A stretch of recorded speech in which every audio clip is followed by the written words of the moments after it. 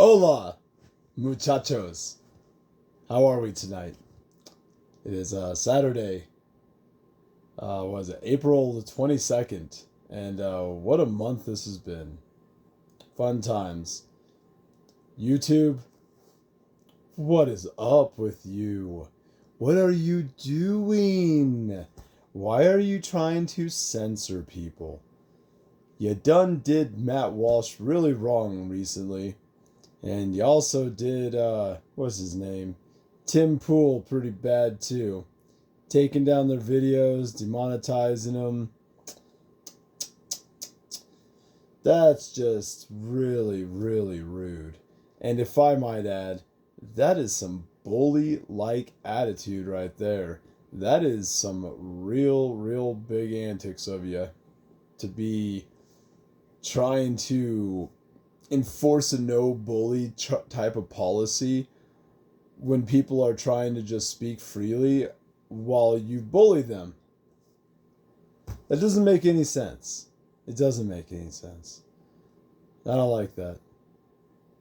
I don't like that at all. So that'll go right into the segue where I'm going to talk about freedom of speech. And I'm going to tell you that I do have a problem. I do have kind of an issue with all of these, I guess, influencers, if you're going to call them that, and about how they're constantly, like, advertising themselves, and they need you to give them money so they can keep on talking and saying the words.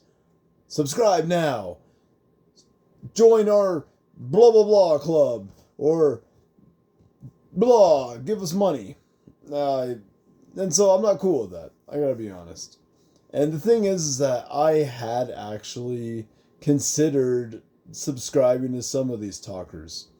Uh, for one, Tim Pool. I actually did consider subscribing to Timcast for a little bit.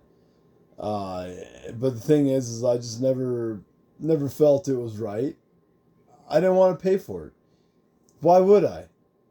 The guy talks about, like, freaking Civil War constantly. I'm not missing much if I subscribe to his channel. He does have some interesting guests on every now and then on his show, but it's not a consistent thing. It's not something that I'm going to pay for to get more information out of, which is what I would want to pay for if I was going to pay for it, is more information. But I'm not. All the guests that he has on and such, I can always go to Twitter and look them up, Google, YouTube, whatever. I can do my own research and come up with my own type of ideas of who someone is and what are they talking about and if I agree with it or not. Ben Shapiro, another guy. I'm so not giving that guy a dollar, man. Are you kidding me?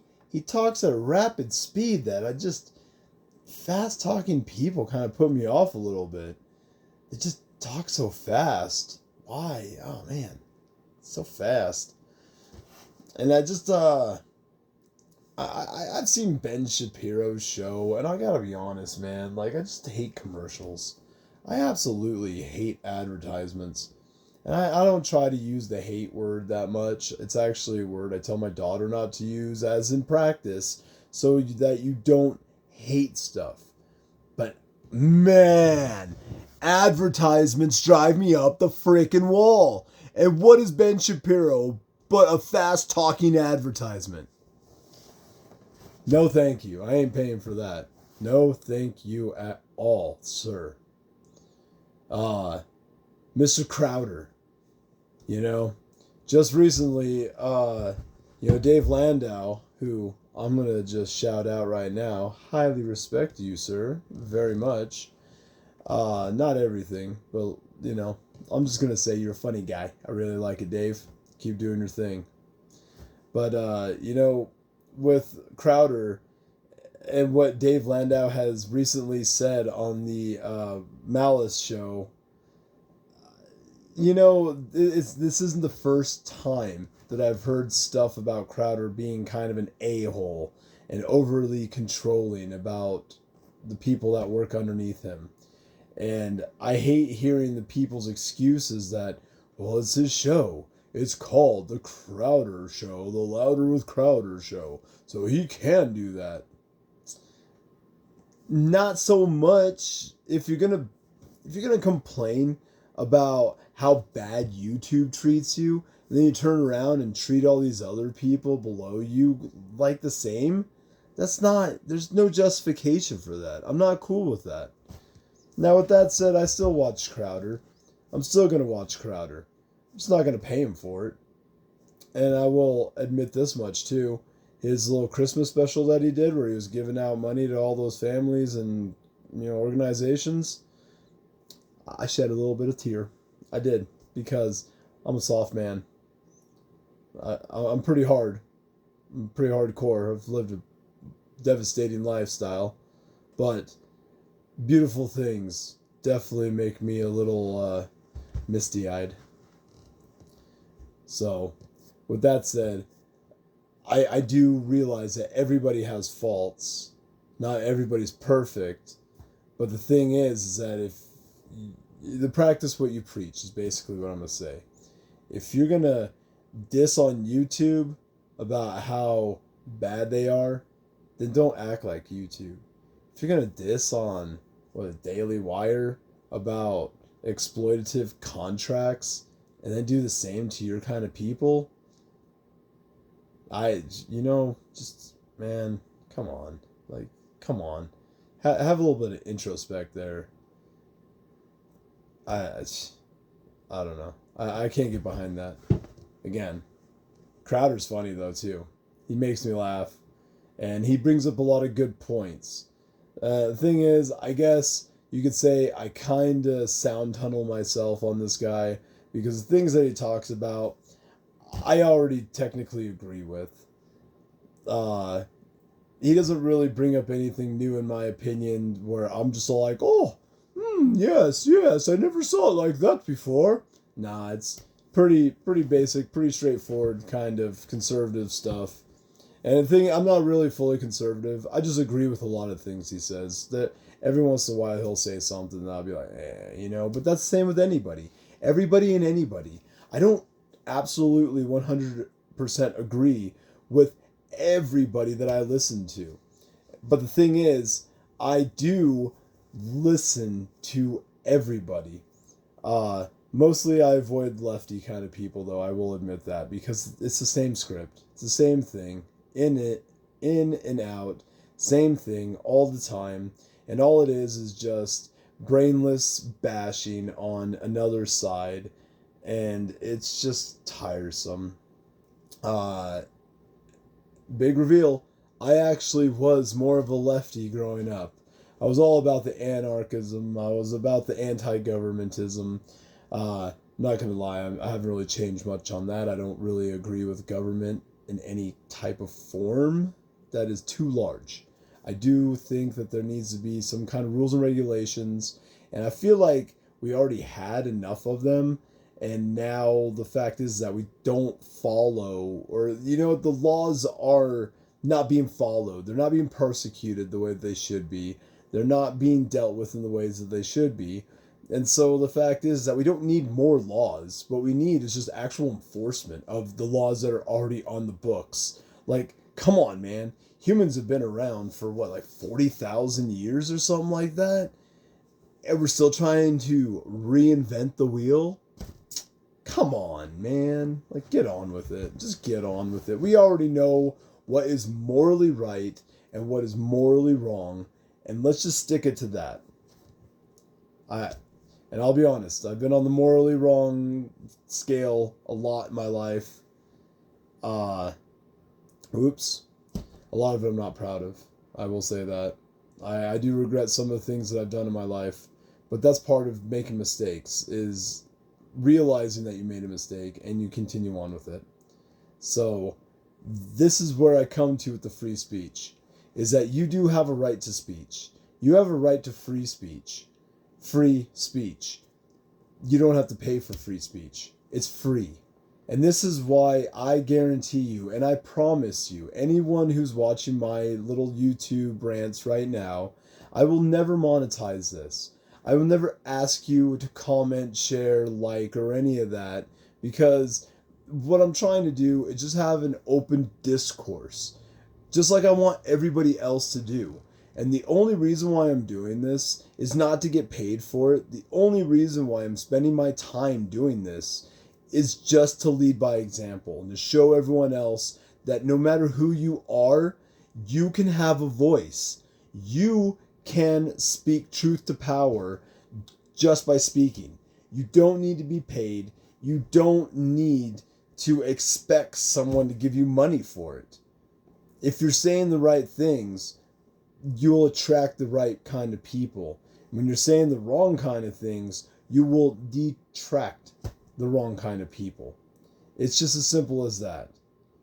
And now, going with the whole trans thing, I'm going to tell you right now, I don't agree with it. As far as it concerns children, I don't stand for it at all when you're trying to push some kind of lifestyle on a child when they don't know any better. It's just wrong. It's super wrong. And that's my free speech right there. That's my free thought right there. And if I'm going to be taken off of YouTube for it, so be it. I don't really care. I'll just ditch on over to Rumble. Suckers. And I'll keep on speaking. And you know what the biggest thing is? Is that I will continue to just speak. Even on YouTube or Rumble or whatever, Twitter, Facebook. I quit Facebook, just for the record. But if I ever get kicked off of every social media site ever, I'm still going to talk. I still go out there in the real world and I talk to people in real time. I talk to them face to face. I make sure that I listen to the people I talk to as I hope that they are listening to me. That's it. That's free. That's free. That's freedom of speech. And that's all you need to know. That's all we need in this life. So, if you're going to sit here and complain about how YouTube is screwing you over because of the things that you say, first of all, don't expect to get paid for it, because that's kind of a grift. That's the word of the century now, grift. Everyone's a grifter. So, grift on all grifties. Do your thing. I'm not really judging so much as I am just commenting on the fact that I find it kind of ironic. But at the same time, if you're going to be demonetized for something that you're doing for free anyways, you're not making money because it's a free thing to do, I can't sit here and listen to it. Although I don't agree with YouTube going out and doing the censorship kind of thing, I still, whatever. You know what? It's YouTube's freaking thing. Let them do whatever the hell YouTube is going to do. Go to Rumble. I like Rumble. I listen to Rumble more than I listen to YouTube. And there's a reason for that. Because it's free. It's totally free. I listen to a whole bunch of different kind of people on Rumble so that I get an all-around experience. I get an all-around idea of what's going on in this world and how people really think about it. And I'll tell you right now, it's not what you really think it is. Like, media is pushing a certain kind of narrative where they want you to believe that there's a whole lot of other people out there that think a certain way when it's not that way at all. And I'll be honest, I'm still trying to figure out the angle of this. Everybody thinks it's the tearing apart of this nation, which could be right. I mean, it is doing just that. But is that the actual goal? Or is there something more sinister behind it, like monetization? I mean, let's think about it. There's a bunch of cross-dressers out there. It's drag. And they go out and they dance around for what? For a little bit of accolade. For a little bit of money. For a little bit of, notability. They want to be seen. They want to get paid to be seen. So, I guess in closing, Matt Walsh is kind of like a drag person, you know? He's just trying to huck his story and he's trying to huck his life on other people and get paid for it, just like any other drag star would. And I don't really agree with it. But anyways, that's my 2 cents. Have a good night.